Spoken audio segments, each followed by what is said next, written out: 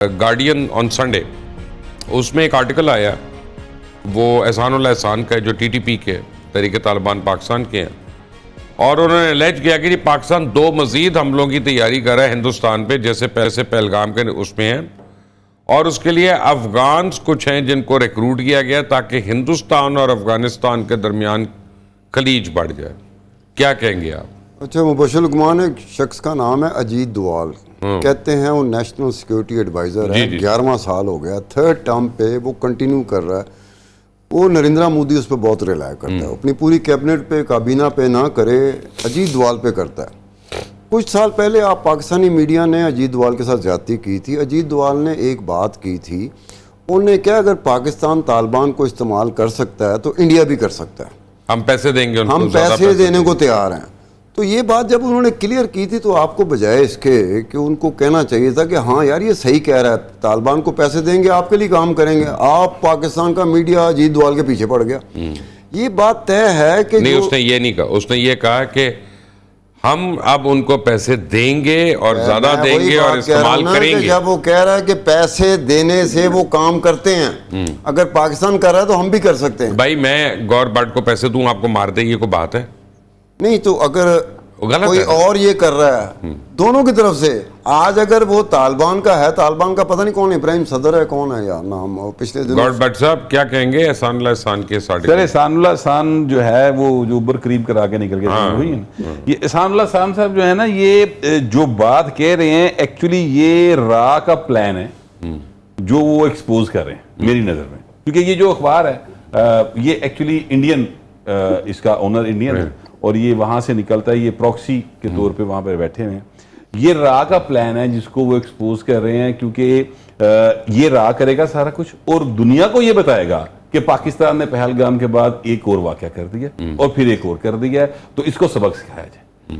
इसके लिए वो इस्तेमाल करेगा अफगानिस्तान के जो तालिबान है उनको, और उनको फिर वो शो करेगा कि ये पाकिस्तानी पासपोर्ट के साथ आए थे और ये पाकिस्तानी पासपोर्ट से।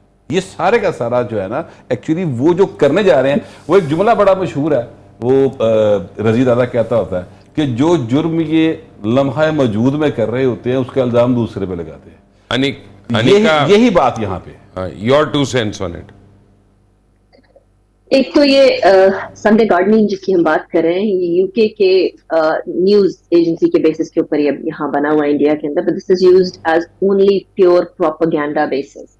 दूसरा ये कि एहसानुल्लाह एहसान को एकदम से पता चल गया कि जी वो पाकिस्तान क्या प्लान कर रहा है, और वो वहां बैठा हुआ है और उसको यहाँ से कोई वही नाजिल हो रही है, कोई क्या आ रहा है, कोई मैसेज आ रहा है, वो अपने आप को पता नहीं कौन सा तुर्रम खान समझ रहा है कि पाकिस्तान प्लान कर रहा है। कि पाकिस्तान ने पहले कह दिया हमारा कोई लेना देना नहीं है, ना हमें कोई इंटरेस्ट है इंडिया के अंदर किसी किस्म की कोई एक्टिविटी करने से, we are already busy, we have 90,000 lives that were lost in terrorism, so we will never want to spread terrorism across any part of the world. We will want कि terrorism का खात्मा हो, ये नहीं कि हम terrorism करें। So इसलिए पाकिस्तान के ऊपर नाम लगा देना और इसका एक वो, अब की बार भारत ने basically understand कि अनवर साहब, we need to understand this part कि हमने गड़बड़ कर दी, भारत ने गड़बड़ कर दी, 10 मिनट के अंदर अंदर FIR लिखवा दी, उससे पहले ही नाम लगा दिया, फॉरेन परपेट्रेटर्स की भी बात हो गई, कोई इंक्वायरी नहीं, कोई एविडेंस नहीं, अभी इंक्वायरी हो रही है, अभी उसके फाइंडिंग्स आनी है इंडिया के अंदर पहलगाम वाकये की, लेकिन पाकिस्तान पर इल्जाम लगाया, इल्जाम लगाकर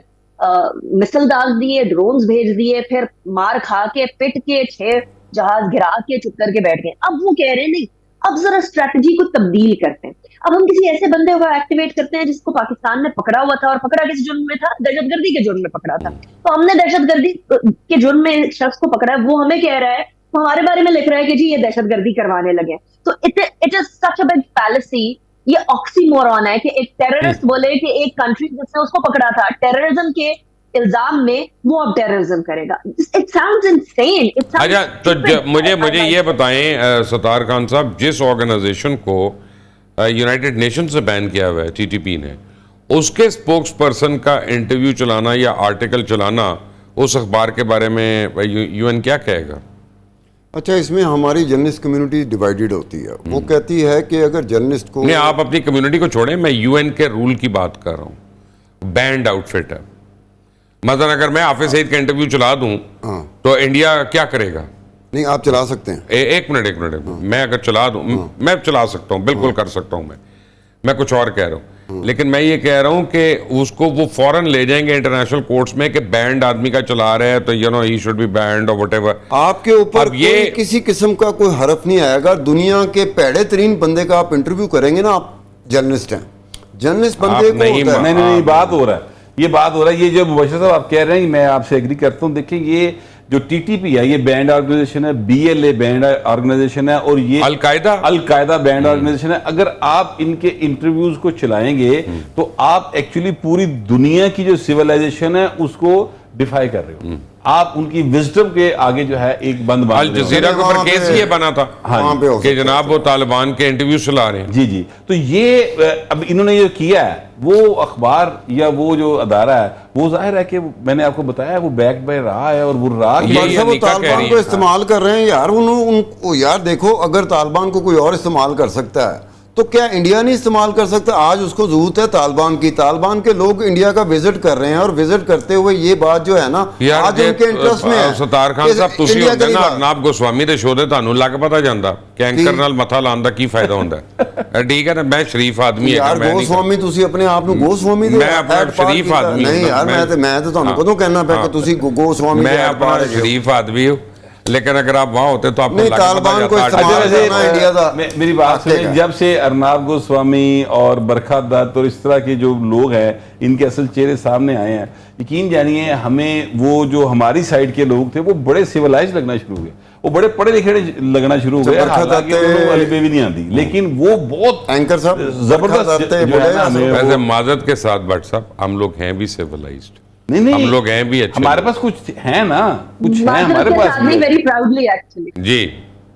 आप अगर आप समझते हैं कि आफ्ताब इकबाल साफी है तो लानत ऐसी सहाफत पे साफी नहीं है। नहीं। अगर आप म्यूज पीरजादा को साफी कहते हैं तो मैं आपको अगले प्रोग्राम में बैन कर दूंगा। अगर आप इन 2 नंबर लोगों को साफी कंसिडर करते हैं तो फिर तोहफे आप पे। सर जी, मैं साफी मैं नहीं कंसिडर कर रहा इन सब को।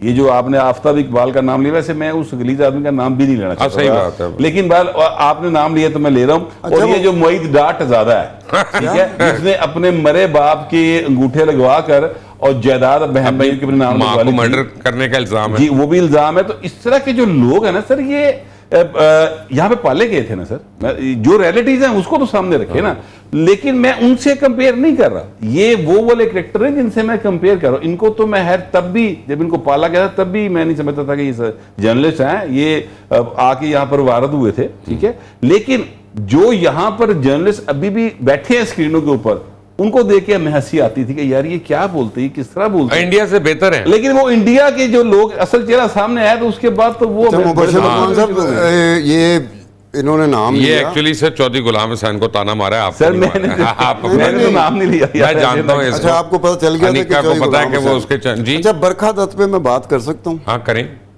अच्छा, बरखा दत्त, 2 चीजें हैं। 2009 में इलेक्शन होते हैं, कांग्रेस जीती। इतना बड़ा कद उसका नहीं है कि आप इतनी लंबी बात नहीं, लंबी बात नहीं, उसमें बता रहा हूँ कि बरखा दत्त का रोल क्या रहा है। इंटेलिजेंस एजेंसी ने वहाँ पर कॉर्पोरेट सेक्टर के जो लॉबिंग फर्म थी, उसके मालिक का वो नेरा देतिया था, उसका टेलीफोन टेप किए। वो टेलीफोन टेप करने में बरखा दत्त की बात भी आ गई कि बरखा दत्त बाकायदा कांग्रेस के लीडर्स को कह रही थी कि ए राजे, एक बंदे का नाम था जो DMK का बंदा था, उसको कॉर्पोरेट सेक्टर में आप उसको टेलीकॉम मिनिस्ट्री दे दें।